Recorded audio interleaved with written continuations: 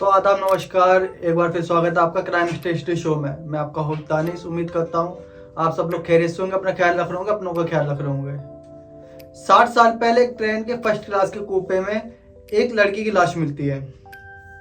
लड़के के आसपास कोई सामान या फिर कोई इसका मौजूदा बैग वगैरह कुछ नहीं, कोई सुराग नहीं, जिससे पुलिस को कातिल तो छोड़िए उस लड़की की असलियत पता चले, मतलब उस लड़की की शिनाख्त हो सके। और ये वो दौर था 60 साल पहले, मतलब 1964, जब वो मोबाइल कैमरा, सीसीटीवी कैमरा, इनका तो कोई मतलब ही नहीं हुआ और कंप्यूटर तो था ही नहीं उस दौरान। तो एक लाश है जो एक ट्रेन के फर्स्ट क्लास के कूपे में है।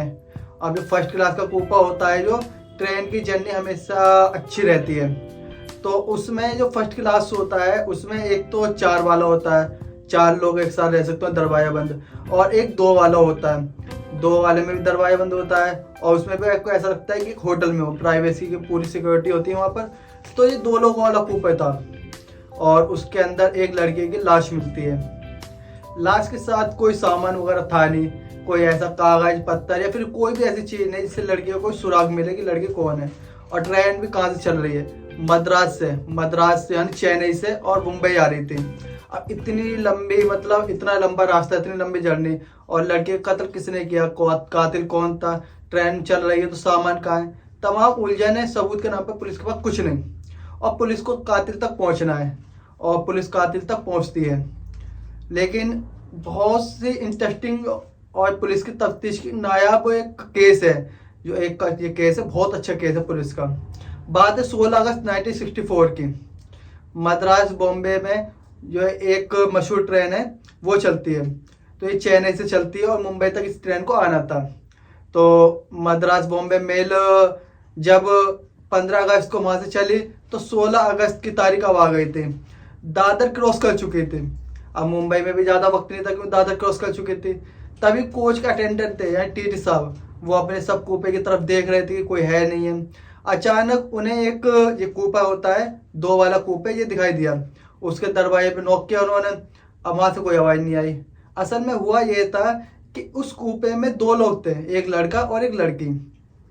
उस लड़के ने ये कहा था कि जब कल्याण आ जाए तो आप हमें उठा देना टीटी से। अब सुबह का वक्त था, टीटी साहब ने कहा ठीक है उठा दूंगा, लेकिन वो बात भूल गए टीटी साहब। अब जब दादर आ गया तो उन्हें अचानक याद आया कि उस कूपे में एक बंदे ने कहा था कि मैं उठा देना, तो चलो उसको उठा देता हूँ। अब वहाँ नॉक किया तो भाई आई नहीं, उन्होंने दरवाजा खोला तो दरवाजा खुला हुआ था और बंदा था नहीं, और सीट जो ऊपर नीचे होती तो उसमें वो बंदा नहीं था, तो उन्हें लगा शायद वो बंदा उतर गया होगा। दोनों सीट खाली थी, वो वापस मुड़ ही रहे थे बाहर निकलने के लिए कि अचानक उनके नए नीचे वाली सीट से, और नीचे जगह होती है ना, आज लोग लगेज रखते हैं, वहां पर एक हाथ निकला हुआ देखा उन्होंने देखा तो वो घबराए, और जब हाथ की तरफ देखा तो एक अंदर पूरी लड़की लेटी हुई है। उन्हें लगा पता नहीं क्या हुआ, उन्होंने उसे बाहर खींचा, लड़की को देखा तो लगभग बेहोश थी वो लड़की। अब वो घबराए, उन्होंने फौरन चैन खींच दी, और चैन खींची तो फिर जो पुलिस होती है उसे बुलाया गया, लड़की के पास अस्पताल भी ले आया गया जो पास में अस्पताल होता है, लेकिन डॉक्टर ने उसे डेड डिक्लेयर कर दिया, कहा ये मुल चुकी है। अब पुलिस का केस बन गया, पुलिस की टीम आती है। खैर अब ये ट्रेन जो होती है वो मुंबई तक पहुंच रही है, और मुंबई पहुंचने का उस कूपे को होता है उसे पूरा सील कर दिया जाता है, और पुलिस की टीम उस कूपे की तलाश लेती है। एक टीम हॉस्पिटल में रहती है। अब पूरी लाश के साथ उस लड़की के कपड़ों पे, जो बदन पे कपड़े थे, उसके अलावा उसके पास कुछ नहीं था, ना उस कूपे में कुछ था।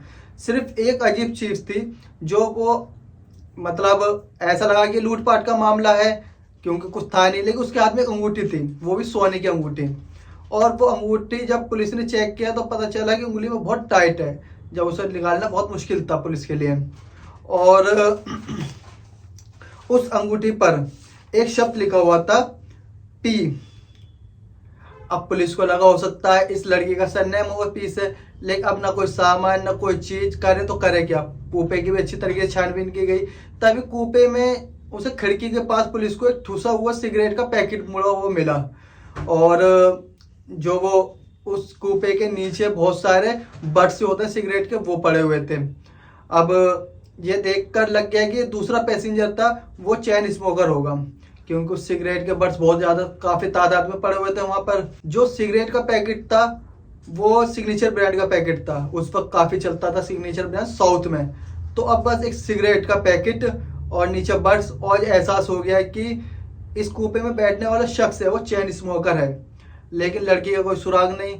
अब कोई सुराग नहीं मिल रहा लड़की का। खैर, अब जब फर्स्ट क्लास में बैठते हैं, रिजर्वेशन चार्ट लगता है तो उस पर नाम लिखा होता है। तो पुलिस ने कहा कि चलो रिजर्वेशन के जरिए पता करते हैं कि कौन है क्या है। जब पुलिस ने रिजर्वेशन का चार्ट देखा तो उसमें दो नाम दिखाई दिए इस कूपे में। एक का नाम था लक्ष्मी कंडा स्वामी और दूसरे का नाम था के कंडा स्वामी। के कंडा स्वामी और लक्ष्मी कंडा स्वामी, ये दो नाम वहां पर लिखे हुए थे। नीचे पता भी लिखा हुआ था। पुलिस ने देखा कि पता तमिलनाडु का है तो उन्होंने चेक करवाया वहां की पुलिस से, तमिलनाडु की पुलिस से, लेकिन वो एड्रेस फेक निकला। अब पुलिस के लिए और उलझन है और मामला एकदम उलझते जा रहा था ये। इधर दूसरी तरफ पुलिस ने लड़की का पोस्टमार्टम कराया, उसकी तस्वीरें खींची और लाश को मोर्चरी में रख दिया, जो एक होता है लाश रखने का। अब इतना तो पता था कि इस नाम से और जो लड़की होलिया है उसे देखकर ये तो पता लग रहा था कि लड़की साउथ की है, यानी कि तमिलनाडु की है और उस वक्त की मद्रास के आसपास की होगी, लेकिन तमिलनाडु साउथ की कन्फर्म था। महाराष्ट्र मुंबई की नहीं है लड़की। अब मुंबई की पुलिस टीम जांच पर लग जाती है इस काम पर। अब मुश्किल ये थी कि ये बाकी चीज तो छोड़िए, असल में लड़की की असलियत क्या है, इसका नाम क्या है, क्योंकि जो रिजर्वेशन कराते वक्त आप नाम देते हैं, पता देते हैं, वो पता ही फेक था तो नाम भी फेक होगा। तो मुसीबत यही थी पुलिस के लिए, इसके पहचान। अब बिना नाम पता के और सही नाम पते के कैसे ढूंढा जाए इस लड़की को। तो अब अंगूठी जो मिली थी उस पर पी लिखा हुआ है, लेकिन रिजर्वेशन के चार्ट में लड़के का नाम एल कांडा स्वामी यानी लक्ष्मी कांडा स्वामी, पी कौन हो सकता है, अब यह बहुत बड़ा सस्पेंस था। जो लड़के का नाम है वो के कांडा स्वामी है, तो के। अब पुलिस परेशान। खैर, अब पुलिस ने इस लड़की की शिनाख्त के लिए, उन्हें मालूम था कि ये ट्रेन चेन्नई से आई है, यानी कि मद्रास से, उस वक्त के मद्रास से।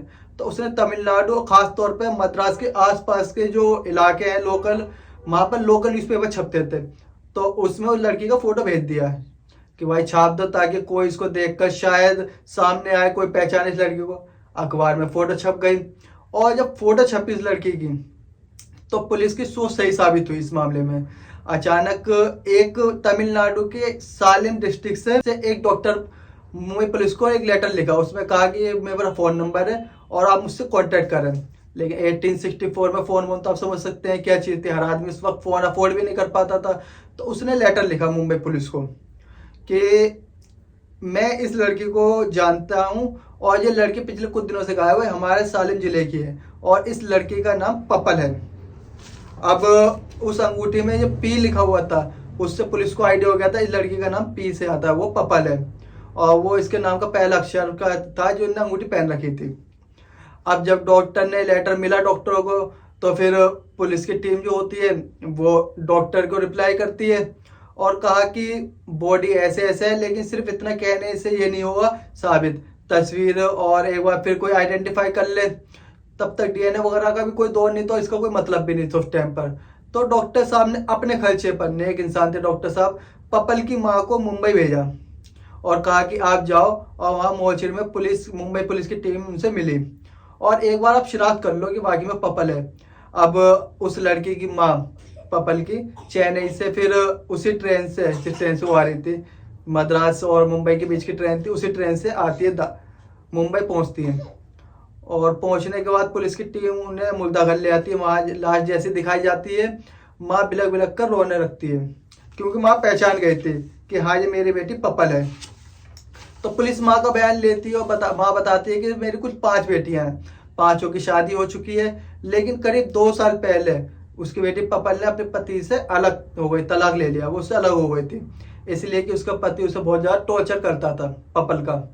और तलाक के बाद उसने मुआवजे के लिए एक मुकदमा दायर कर रखा था। तो पुलिस को लगा कि हो शायद जिससे तलाक लिया है उस पति ने ही इसे निभा दिया गुस्से में, क्यों मामला दस्ता इसका। तो उस पति को पुलिस ने अटेंडेंट जो होती टीटी साहब, उनसे मतलब उन्हें एक तरीके से पूछा कि ये वही बंदा है जो ट्रेन में था। तो अटेंडेंट को ये फोटो दिखाया तो अटेंडेंट ने कहा कि नहीं ये वो बंदा नहीं है जो जिसने मुझे उठने के लिए कहा था। फिर माँ से पूछा आपकी बेटी को कोई दुश्मन, तो माँ ने कहा हाँ मुझे लगता है कि हमारे गाँव का सरपंच है वही हमारी बेटी का कातिल हो सकता है। पुलिस ने पूछी वजह, तो उसने कहा कि जी जब भी कोर्ट केस होता था मुआवजे के लिए, उसकी बेटी जब भी अपने पति के खिलाफ कोर्ट जाती थी तो सरपंच उसे लेकर जाता था और सरपंच हमें लगता है कि उसके पति से मिला हुआ है, पपल के पति से। पुलिस ने फौरन सरपंच को ढूंढा और ढूंढने के बाद अब पहली चीज पुलिस को ये थी कि पुलिस ने उसके बारे में पूछताछ की। तो लोगों ने बताया कि नहीं, सरपंच साहब तो बहुत शरीफ आदमी है। पुलिस ने पूछा कोई बीड़ी सिगरेट पीते हैं, तो पता चला कि वो कुछ नहीं पीता। पुलिस को लगा कि ये नहीं हो सकता, क्योंकि ट्रेन में सिगरेट के पैकेट और वो शख्स चैन स्मोकर, और यहाँ तो सरपंच तो स्मोक ही नहीं करता है। फिर अटेंडेंट को दिखाया गया फोटो सरपंच का कि, तो अटेंडेंट कहता है, मतलब जो कोच का अटेंडेंट होता है वो कहता है कि ये वो शख्स नहीं है जो इसमें था।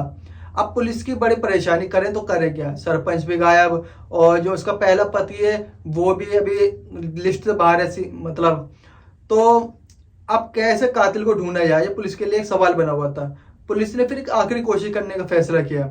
उसने कहा कि जिस गांव में सालिम के इस मनाकर तालुका में पपल रहा करते थे, उस गांव के हर ऐसे शख्स की लिस्ट बनाओ जो सिगरेट पीता हो, और खासकर सिग्नेचर ब्रांड के सिगरेट पीता हो। अब 60 साल पहले जिस गांव में जहाँ पापा रहा करती थी, उस गांव की कुल आबादी करीब 500 थी, मतलब 500 लोग रहा करते थे, लेकिन 500 फिर भी बहुत ज्यादा थे उस वक्त के हिसाब से।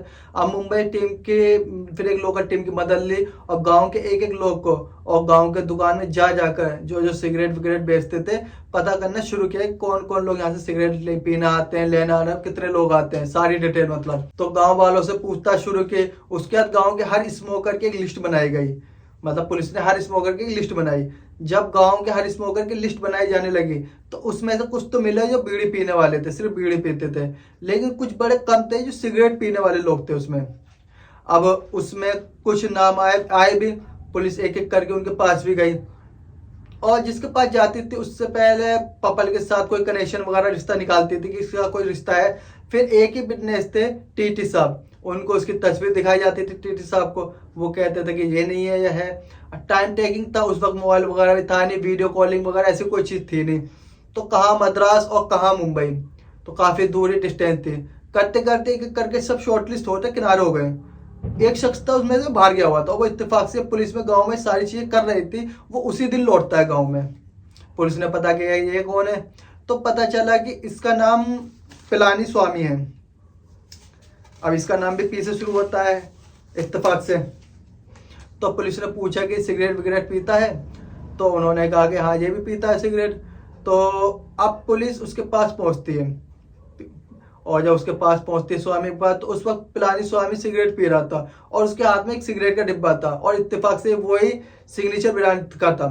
जैसे सिग्नेचर ब्रांड का वो डिब्बा देखा, पी से शुरू हो रहा है पिलानी स्वामी, पुलिस ने फौरन उसको बड़े प्यार से कहा ये आपसे कुछ पूछताछ करते हैं, और उसको लोकल पुलिस स्टेशन ले गए।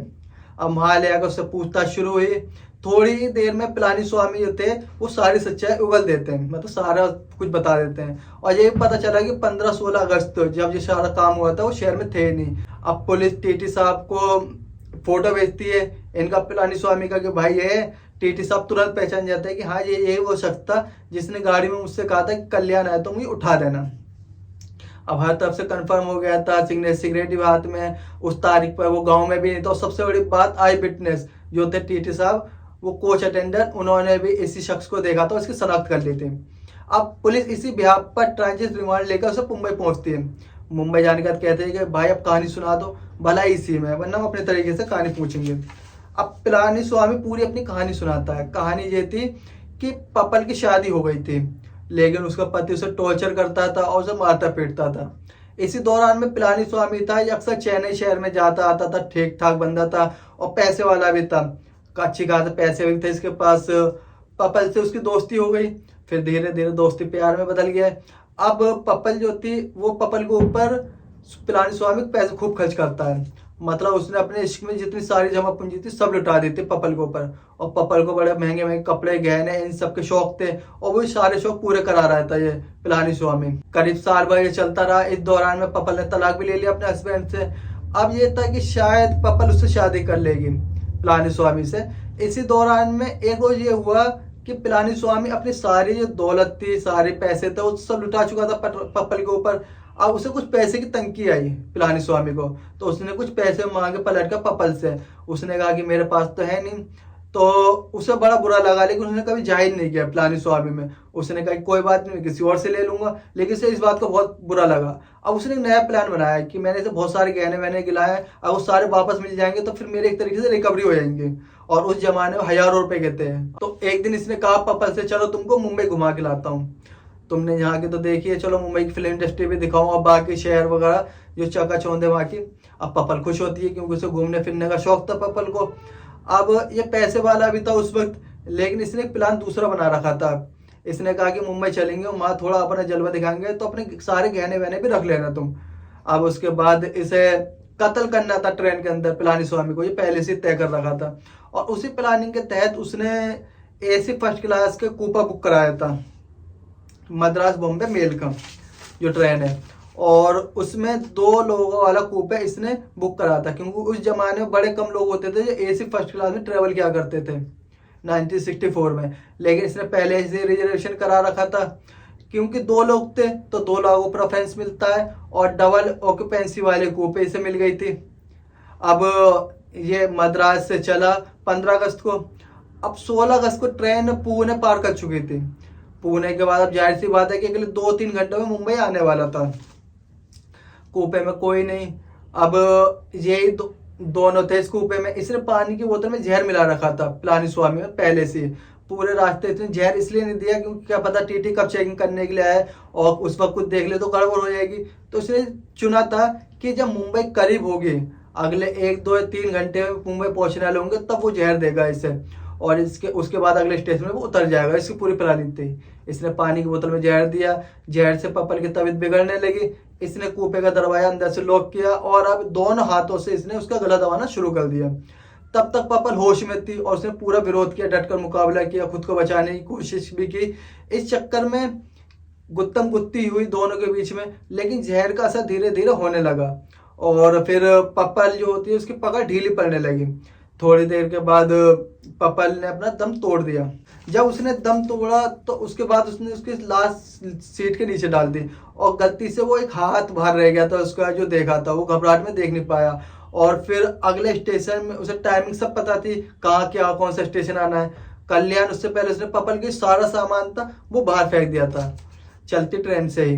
कोई भी चीज ऐसी नहीं थी पपल के अंदर हो। अंगूठी भी निकालना चाहता था शनाख्त ना हो, लेकिन अंगूठी बहुत टाइट थी जिसकी वजह से वो निकाल नहीं पाया अंगूठी। तो उसे लगा कि अंगूठी कैसे निकालो, वक्त भी ऐसा ना हो कि कोई आने जाए, तो इस घबराहट में अंगूठी छोड़ देता है और वो वहां से निकल लेता है सारा सामान फेंक कर, अगले स्टेशन पे उतर जाता है।